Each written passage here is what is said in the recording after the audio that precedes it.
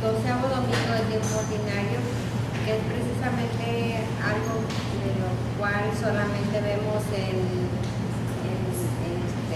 unos momentos especiales de nacimientos, que es de Jesús, de la Virgen María y de San Juan el Bautista.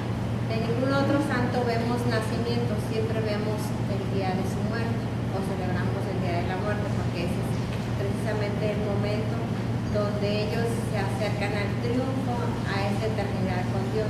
Y aquí el inicio de Juan Bautista es la natividad de este último profeta. El evangelio que vamos a ver es San Lucas, en el capítulo 1, los versículos del 57 al 66 y el 80. Vamos a pasar, después de haber leído varias versiones del evangelio, vamos a ver el evangelio en el versículo 57. Nos vamos a dar cuenta que aquí el evangelista San Lucas no solamente nos da una historia donde nos hace partícipes no solo de fotografías de los personajes, sino que va más allá, sino que nos muestra como con rayos X cada uno de los personajes, qué hay dentro de estos personajes, cómo influyen. Entonces en el versículo 57 nos dice: se le cumplió a Isabel el tiempo de dar a luz y tuvo un hijo. Oyeron sus vecinos y parientes que el Señor le había hecho gran misericordia y se congratulaban con ella. Debemos de hacer hincapié que tanto Isabel como su esposo Zacarías eran personas de muy avanzada edad y de las cuales ella era estéril, por eso no había tenido hijos anteriormente. Entonces allí es uno de los grandes milagros, que para el hombre es imposible, para Dios nada es imposible. Entonces, todo este tiempo, si recordamos en la fecha o en los tiempos en que fue a visitar la Virgen María a Isabel, ella ya tenía como 5 meses de embarazo, ¿verdad? Por lo que nos dicen los textos. Entonces era algo que no estaba muy conocido, sino hasta en esos momentos. Y aquí por eso dice en el versículo 58: oyeron sus vecinos y parientes que el Señor le había hecho gran misericordia y se congratulaban con él.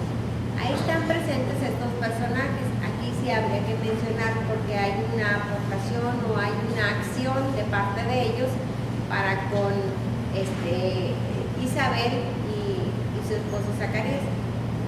¿Cuál es la acción de estos personajes? Como vamos a ir versículo por versículo, vamos a ver el personaje, las acciones o sentimientos o actitudes de estos. Aquí los personajes que presenta el texto es Isabel y los vecinos y parientes que están cercanos de ella. Una de las acciones dice que oyeron lo que sucedía, que ella ya estaba dando a luz, ¿verdad? Y se tuvo un hijo. Entonces ellos dan como que su punto de vista o expresan diciendo que el Señor le había hecho una gran misericordia. Entonces ahí la actitud de ellos era de congratulación, o sea que estaban gozosos, estaban siendo participativos de esa felicidad que albergaba en la familia de Isabel y Zacarías, ¿verdad? Hasta ahí vemos en la imagen a Isabel después de que tuvo su bebé y cómo están las mujeres a su alrededor, ¿sí? Y ahí está presente Zacarías por un lado en esta imagen que pusimos. En el versículo 59 nos dice: al 8º día fueron a circuncidar al niño y querían ponerle el nombre de su padre, Zacarías. Pero su madre, tomando la palabra, dijo: no, se ha de llamar Juan. Le decían: no hay nadie en su parentela que tenga ese nombre. Y preguntaban por señas a su padre cómo quería que se le llamase. Vamos a hacer un paréntesis aquí. ¿Por qué enseñas? Porque Zacarías quedó mudo después de que el ángel le participó que su esposa iba a tener un hijo. A pesar de su esterilidad y de su edad, él le dijo que eso iba a suceder. Es como él no le daba crédito, fue mucha su sorpresa, él queda mudo, ¿verdad? Entonces, regresando al texto, en el 63, bueno, el 62 dice, y preguntaban por señas a su padre cómo quería que se le llamase. Entonces, él pidió una tablilla y escribió, Juan es su nombre. Todos quedaron admirados. Veamos estos personajes que intervienen en esta parte del texto. Nos hace mención de una fecha, de un día en especial. Al 8º día fueron a circuncidar al niño, ¿verdad? En la cultura judía era parte de una tradición que todos los niños varones tenían que ser circuncidados a los 8 días, ¿verdad? Y normalmente, por tradición también, se le ponía el nombre de los padres a los primogénitos.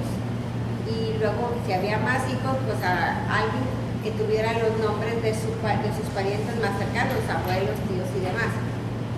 Entonces, aquí sucede la intervención muy especial de su madre, de Isabel. Recordemos que las mujeres no tenían voz ni voto, ¿sí? Pero aquí el que no tenía voz en este momento era Zacarías. Entonces esta mujer, Isabel, dice, no se va a llamar como su padre, se va a llamar Juan. Especificó un nombre, ¿verdad? Entonces ahí intervienen esos personajes que están presentes, los vecinos y los parientes. Se acuerdan que estaban desde el momento de que nació el bebé. Entonces empiezan a decir, oye, pero si aquí no hay nadie que se llame Juan, ¿por qué le vas a poner? Entonces le hacen la pregunta a Zacarías, al padre, que es el que tiene la autoridad, y él pide una tablilla para escribir el nombre con el que se va a llamar, y es Juan es su nombre. Todos quedan admirados por lo que está sucediendo en ese momento. Entonces, si hacemos una similitud con lo que sucedió, tiene mucha relación con Jesús. Estos dos personajes, para mí, son estos dos niños especiales que tiene el Nuevo Testamento, ¿verdad? Que Juan vendría siendo el último profeta y Jesús pues es el profeta de profetas, Dios mismo. Y yo digo niños especiales y mamá especiales. Tienen una gran conexión. ¿Se acuerdan cuando Isabel recibe a la Virgen María? ¿Qué sucede en el vientre de ella? Que desde el momento que la ve, este niño que se llama Juan empieza a saltar en su vientre. Sintió la presencia de Jesús, del Espíritu Santo en él. Entonces, Juan ya tenía una misión muy específica. A través del ángel, cuando le anuncia a Zacarías, Zacarías sabía cuál era la misión de su hijo y él empezó a hacer partícipe a su hijo desde antes de nacer, ¿verdad? Desde el vientre.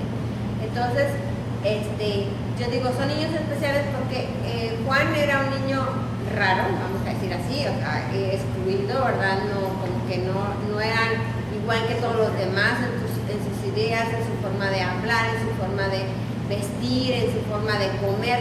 Todo era diferente a todos los demás. Era algo especial, y Jesús no se diga, ¿verdad?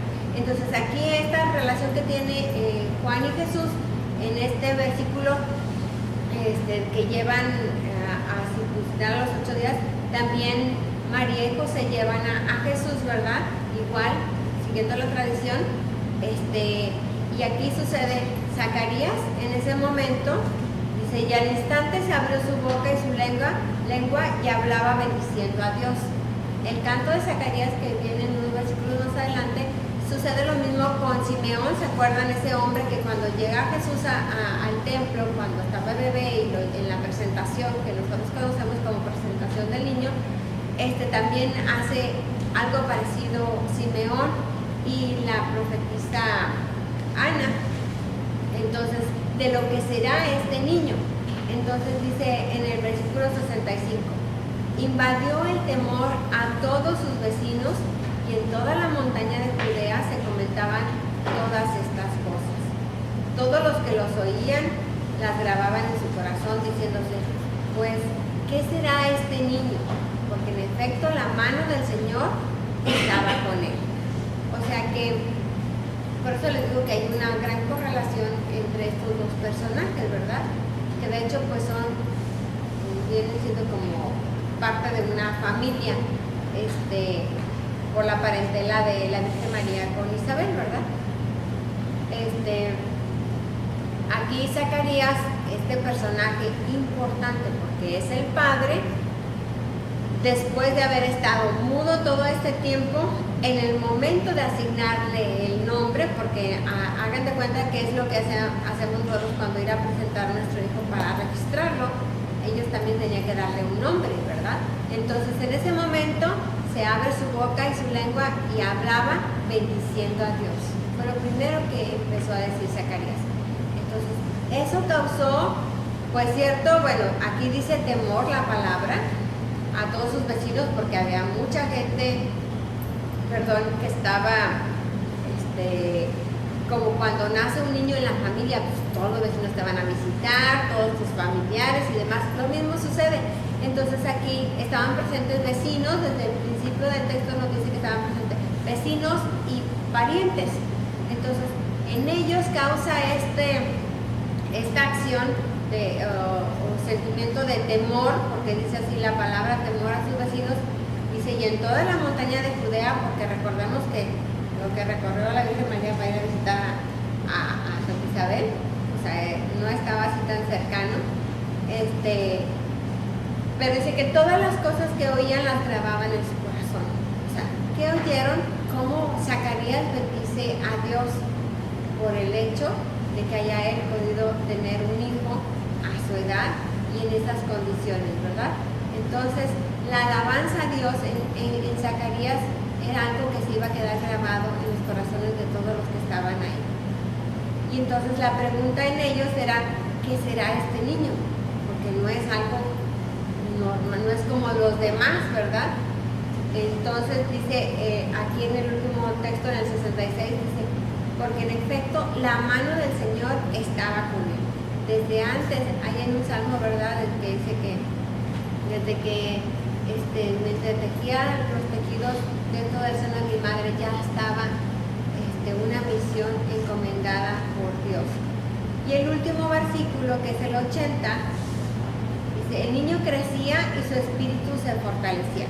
Puse unas imágenes donde en diferentes etapas de la vida de Juan, viéndolo como niño, como joven y ya como hombre, que es el momento en que él se fortalecía y vivió, nos hace hincapié que vivió en lugares desiertos hasta el día de su manifestación a Israel. Entonces, todos tenemos un crecimiento, ¿verdad? Empezando aquí el personaje que estamos leyendo, que es Juan el Bautista, creció, lógicamente que no creció solo en el desierto, vivía en su familia, ¿sí? Pero llegó un momento que él necesitaba estar en ese desierto como lo que hemos vivido nosotros después de los talleres de oración y en algunas otras actividades que hemos tenido en esos desiertos, es ese encuentro cercano con Dios, alejado de todo lo que nos puede distraer, ¿sí? Y ahí se enfatiza y se concretiza la misión que se tiene para Juan el Bautista. Entonces, eso hace que él vaya creciendo y se vaya fortaleciendo porque tiene una misión muy importante. Es ese gran colaborador de Jesús que va a ir a anunciar la venida de este Salvador que es nuestro Señor Jesucristo, ¿verdad? Dice que esto sucede hasta el día que se va a manifestar a Israel. Por eso cuando llega con esos vestuarios, con esos hábitos de alimentación y demás. Entonces, terminamos así con el texto y damos una repasada con algunas preguntas. ¿Quién dio a luz y tuvo un hijo? Isabel. Recordemos que aquí hablábamos de que Lucas nos habla de personajes en los que no solamente nos los muestra por fuera, sino que hay más dentro de ellos, como un rayo X. Entonces, ¿qué día fueron a circuncidar al niño? El octavo día. ¿Qué nombre querían ponerle al niño? Le querían poner como su papá, Zacarías, ¿verdad? ¿Y quién dijo? No, se ha de llamar Juan. Isabel.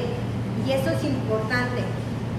El personaje de Isabel, o sea, enfatizo esto porque en su cultura las mujeres no tenían voz ni voto. Aquí, eso también llamó la atención de sus vecinos y parientes porque ella tomó la batuta y dijo, no porque mi marido está mudo, no se va a hacer lo que ya está asignado por Dios. ¿Quién escribió en una tablilla? ¿Cuál es su nombre? Zacarías, el papá, ¿verdad? ¿Y cómo quedaron todos? Sorprendidos, admirados de lo que estaba pasando. Entonces, ¿qué le sucede a Zacarías después de que sucede esto? En ese momento empieza a hablar y lo primero que hace es bendecir a Dios, ¿verdad? ¿Y qué dicen sus vecinos en toda la montaña de Judea? ¿Qué será de este niño? ¿Qué será de este niño? Es una interrogante en ellos, ¿verdad? ¿Y qué sucedió con este niño y dónde vivió? O sea, fue creciendo no solamente físicamente, sino que también espiritualmente hasta el momento de que tenía que hacer su manifestación ante Israel. Por lo tanto, ¿dónde estuvo viviendo? En un desierto. ¿Sí? Recordemos que antes de que empezara la vida pública de Jesús, él también estuvo en un desierto. ¿Sí? Eso es importante porque ahí vas a vencer todas las tentaciones como lo conocemos de Jesús, y él estuvo viviendo precisamente para enfrentarse, fortalecerse físicamente, espiritualmente a lo que venía, a anunciar a nuestro Salvador y denunciar también las cosas que estaban mal. Eso es lo que hace un profeta. Muy bien, ¿nos queda claro? Pasamos a la meditación. ¿Qué tal? Buenos días.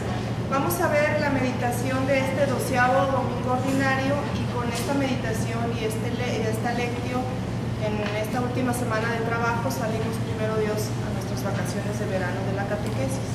Entonces, en este evangelio vemos este milagro de Zacarías, de la Virgen Isabel, de Isabel, la prima de la Virgen María, y de este niño llamado Juan.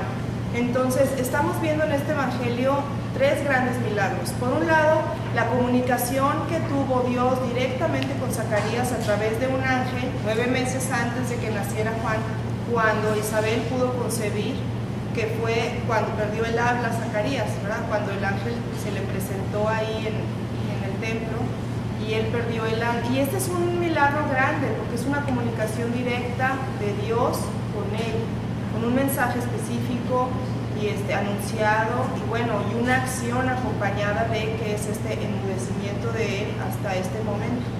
Después tenemos el siguiente milagro, también importante y grande, que es precisamente el embarazo de Isabel, una mujer ya muy grande de edad, en donde el embarazo era prácticamente imposible, muchos años deseando tener un bebé, y de pronto queda embarazada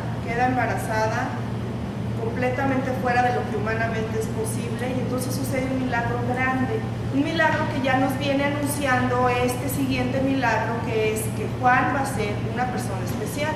Como bien dijo Maribel, va a ser un niño especial y una persona especial, una persona que tiene al Espíritu Santo con él desde el principio, ¿no? Desde su concepción, que ya es diferente y especial, hasta el último día de su vida. Entonces, tenemos aquí tres grandes milagros que nos está dejando ver el Evangelio detrás. Y entonces nosotros con esto vemos, o sea, queremos hacer ver en esta meditación cómo Dios se comunica con nosotros, con todos nosotros de diferentes maneras, pero a veces es muy claro con algunos. Y entonces, ya sea Dios nuestro Señor o la Virgen, que de pronto tienen una comunicación muy directa con cierta persona, y entonces para con ellos el mensaje es tan claro que no les queda de otra más que llevar a cabo lo que se les está pidiendo o lo que se está haciendo. Y bueno, en este caso, por ejemplo, tenemos el ejemplo directo de Zacarías, al que se le aparece un ángel y le da este mensaje directo. Tenemos también, por ejemplo, Catalina Labouré o a Sor Faustina o a Juan Diego, que tienen una aparición directamente en donde tienen una comunicación, un diálogo con Dios o con la Virgen, y a través de este diálogo reciben una petición, una misión específica que ellos tienen que cubrir o que cumplir. y que normalmente les cuesta trabajo y que normalmente se sienten inapropiados o inadecuados o no preparados para cumplir con esta misión. Y sin embargo, en este mundo al revés que maneja el misterio de Dios y del Espíritu Santo, precisamente a ellos, los que se sienten menos preparados para hacerlo, a los que se les pide una misión grande, a lo mejor una misión imposible, y que con fe y con confianza y con continuidad logran hacerla porque es un pedido directo del cielo para ellos. Y entonces, bueno, tenemos estos ejemplos. Y luego tenemos otros en donde es el Espíritu Santo el que poco a poco va guiando o de pronto aparece y hace un cambio fuerte en alguna persona.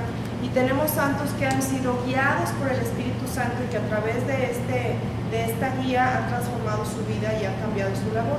Y bueno, tenemos por ejemplo este caso de Juan, en donde tiene una concepción milagrosa, divina, y después tiene al Espíritu Santo en él desde el vientre de su madre, porque acuérdense de este pasaje en donde la Virgen María va a visitar a su prima Isabel, a la que le brinca el bebé en el vientre, reconociendo a su primo Jesús o a la Virgen María que están con él. Desde el vientre de su madre reconoce a Jesús brincando en él, es decir, él ya trae esta misión y este Espíritu Santo con él. Y luego termina este evangelio diciendo, el niño crece y va fortaleciendo su espíritu. Y entonces, ¿qué pasa con esta fortaleza de espíritu? Lo va guiando, lo lleva al desierto, lo pone en oración, lo hace un gran predicador, le suelta la lengua para mandar todo este mensaje que él se dedica a predicar a los demás. Juan es primo de Jesús, es el último profeta y es un gran predicador. Es el que abre este camino para que reciban después a Jesús. Es el que bautiza con agua para que después Jesús bautice con el Espíritu Santo. Entonces, el Espíritu Santo lo va guiando. Tiene una misión especial, muy acompañada de un espíritu muy fortalecido desde la infancia. Pero también tenemos otros santos a los que de pronto han tenido una conversión fuerte. Están San Francisco, o está San Agustín, o está San Vicente de Paúl, que también de pronto en un momento dado tuvo un cambio de vida y entonces se dedica a la caridad y a los pobres, etc. Y entonces aquí vemos cómo cuando el Espíritu habla, si uno está dispuesto a oír, tiene un cambio fuerte, este Espíritu te va guiando para una transformación importante. Y bueno, hay otros santos a los que a lo mejor Dios les tiene una misión preparada y tienen una personalidad, un carácter más tranquilo y desde siempre eligen este camino, como Santa Teresita, por ejemplo. Desde siempre eligen este camino y ya saben que Dios está en ellos y que ellos van a dedicar su vida a Dios y lo siguen, digamos, tranquilamente, sin un cambio tan radical como el de San Pablo, por ejemplo, ¿no? Pero bueno, de alguna manera nosotros lo que estamos viendo es cómo se manifiesta Dios, de diferentes formas. O sea, en algunos directamente, en otros muy directamente, pero no tanto como para parecerse y hablar con ellos. Y algunos otros los va guiando, los va eligiendo desde el principio. ¿Y a nosotros qué? ¿Y a nosotros cómo? ¿A nosotros cómo nos habla Dios? ¿Cómo sabemos qué es lo que quiere de nosotros? ¿Cómo? ¿Se les ocurre a ustedes algo? Nos habla a través de su palabra. Nos habla a través de su palabra, ¿sí? A través de lo que tenemos De los acontecimientos de la vida diaria, de las misiones, de todo, de las tareas que inclusive tú eliges hacer. De otras personas también. Es estar atento a través de otras personas. Es tener los ojos abiertos y es tener los oídos listos y es estar preparados. Porque cuando hacemos una lectio, ¿qué hacemos? Leemos el Evangelio y ¿cuál es la pregunta? ¿Cuál es la frase que te llega a ti? ¿Cuál es la frase que decimos que más te gustó? Pero podemos saber qué es la que te llama la atención por lo que sea, o sea, te está hablando a ti, ¿no? Ponle tu nombre y escucha qué es lo que te dice. Y bien, como dicen, o sea, a través de otras personas, a través de tu vida, a través de tus acontecimientos. Entonces nosotros también tenemos que tener estos oídos y esta disposición para entender qué es lo que Dios nos está pidiendo a nosotros como misión de vida. Todos tenemos una misión de vida. Todos tenemos un propósito. Todos tenemos un por qué estamos aquí. No venimos de otros. Nos crea Dios para ser felices, para amar como primera misión y entender el amor. pero aparte hay algo más que nos toca hacer. ¿Qué nos toca hacer? Entonces, ¿cómo lo vamos a saber? Nosotros podemos decir aquí, dice la meditación, que en principio nosotros vamos a tratar de aprovechar nuestros talentos, descubrir cuáles son tus talentos y aprovecharlos y utilizarlos para beneficio y servicio de los demás. Entonces, en principio, si no sabes cuál es tu misión, esa es, ¿no? Descubrir para qué eres bueno, cuáles son tus talentos, ponlos a beneficio y a servicio de los demás. Entonces, ¿tú qué eres?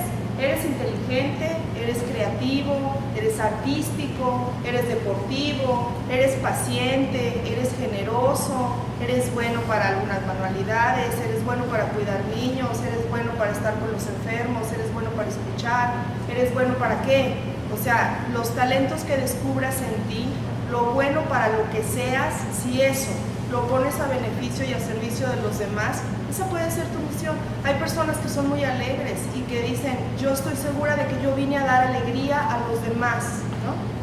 Si aquella persona simpática, muy simpática, aprende a darle alegría a los demás y los que están con ella se van a sentir bien, a lo mejor esa es su misión de vida.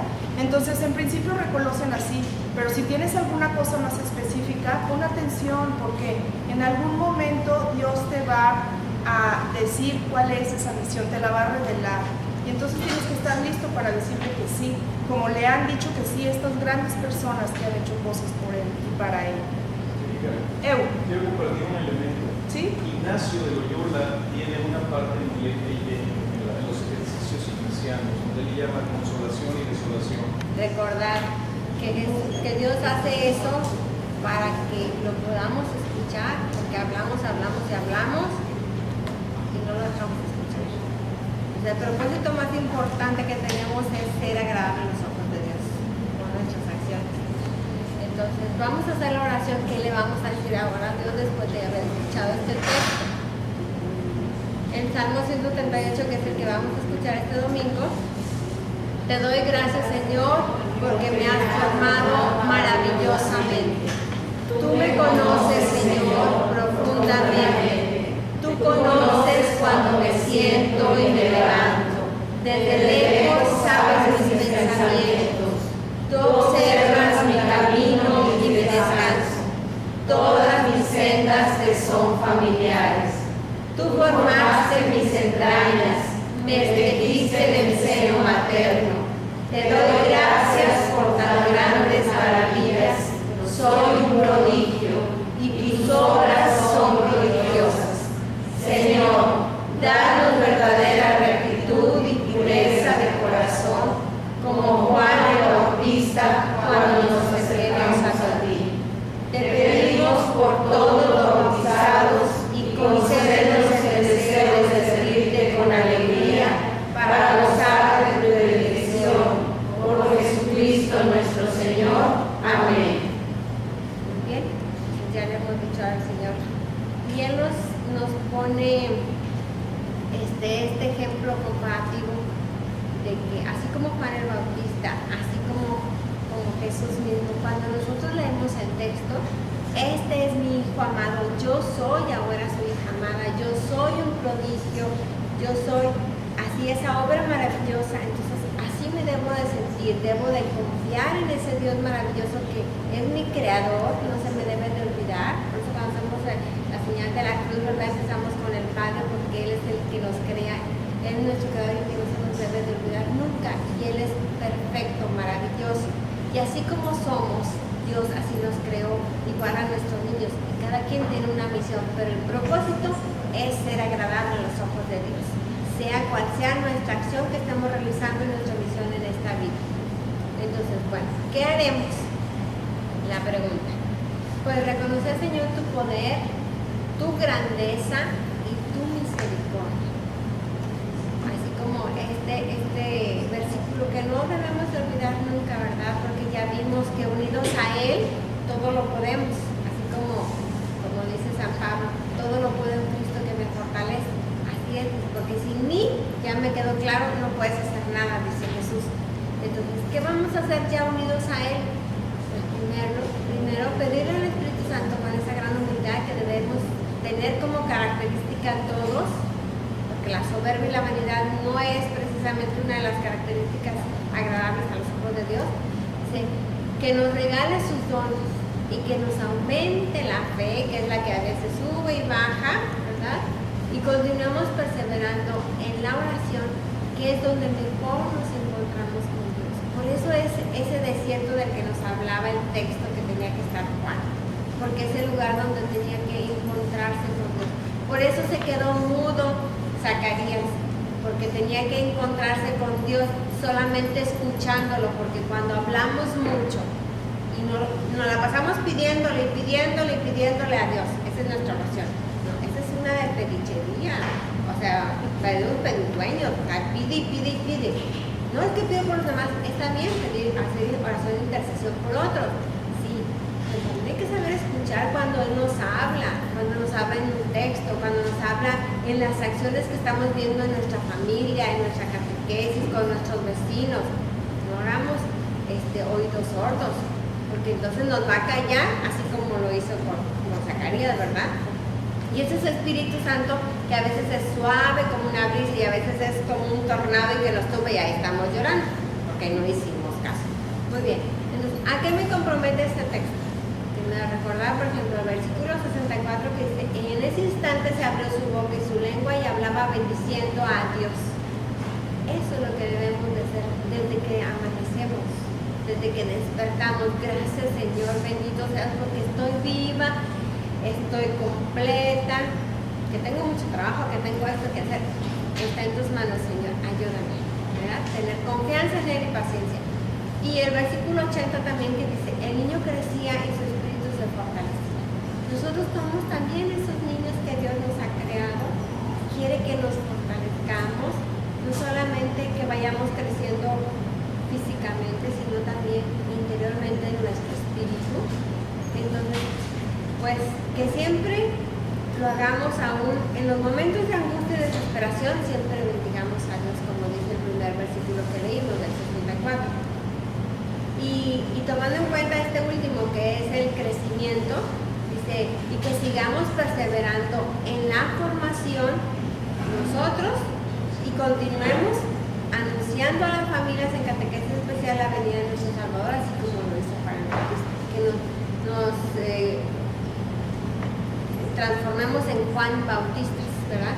¿Por qué? Porque todos estamos bautizados, todos tenemos el Espíritu Santo en nosotros, entonces lo albergamos, pero ahí lo dejamos guardadito. No, que lo dejemos actuar, que nos convirtamos también, como nos dijo el sacerdote a la hora del bautizo, profetas, sacerdotes y reyes. Profetas que anuncies esa venida de Dios, de ese Salvador, de ese gran amor que nos tiene cada uno, y que también denunciemos las cosas que están mal y ayudamos a mejorar la vida de otros y la nuestra, ¿verdad? Entonces aquí tenemos esos frutos, ¿verdad?